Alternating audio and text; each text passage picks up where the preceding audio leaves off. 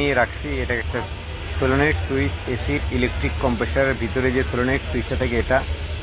তো এই ভাই আসছে গাড়িটা নিয়ে ময়মনসিংহ থেকে, গাড়িটা এক্সিও ফিল্টার।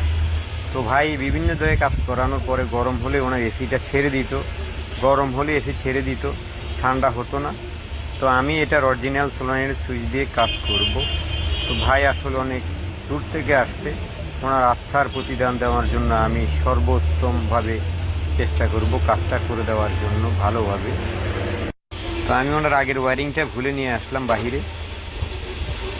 তো আমি একটি বাইপাস ওয়ারিং করে দিলাম সোলোনাইট সুইচ, ইলেকট্রিক কম্প্রেসার সোলোনাইট সুইচ দিয়ে বাইপাস একটি ওয়ারিং আমি করে দিলাম। তো আসলে ভাই এই যে সমস্যাটা ছিল আমি দেখলাম ওনারা আসলে আগে যারাই করছে জিনিসটা ওনারা ফলো করে নেই। কম্প্রেসারের যেখানে ম্যাগনেটের একটা আর্থিং একটা থাকে মেন, তো মেনের জায়গায় ওনারা দিয়েছে আর্থিং, আর আর্থিংয়ের জায়গায় দিয়ে রাখছে মেন। তো আসলে এই জন্য সমস্যা। তো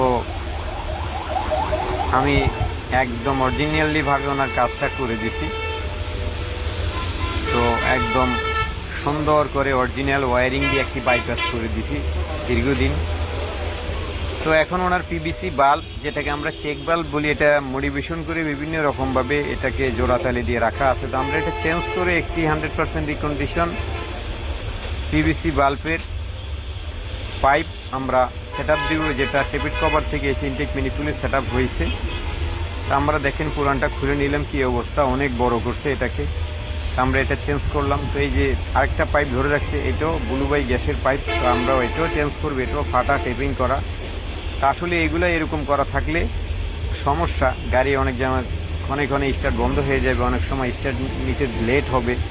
তো তাই আমরা ভাই বললো চেঞ্জ করতে, উনি এসে প্রথমেই বলছে এগুলো চেঞ্জ, এবং এসির সমস্যাটা তো এটা আসেই। তা আমরা দেখেন পাইপগুলো চেঞ্জ করে দিলাম। তা আমরা এই পাইপগুলো লাগানোর পরে গাড়ির পারফরমেন্স টেস্ট করব। আসলে ভাই আসার পরও এসি দেওয়ার পর আমি দেখলাম যে আসলে ওনার লাইন একবার ছেড়ে দিছিল। তো আমি ইনশাল্লাহ দেখবেন আমি পাইপগুলো লাগানোর পর গাড়ি স্টার্ট দিয়ে পারফরমেন্সটা আমি চেক দিব কী পরিস্থিতি। তো গাড়িটা স্টার্ট দিয়ে রাখলাম, তো একবার বন্ধ করে আবার দিছি স্টার্ট, এসি দিয়ে চেক দিচ্ছি কী অবস্থা পরিস্থিতি। তো ইনশাল্লাহ এসির আগে প্রথম আসার পরে যে একবার ছেড়ে দিছিল, এবার কোনো ছাড়ে নেই। তো অবশ্যই ভিডিওটা ভালো লাগলে লাইক দিবেন, শেয়ার দিবেন, আপনার মূল্যবান মতামতের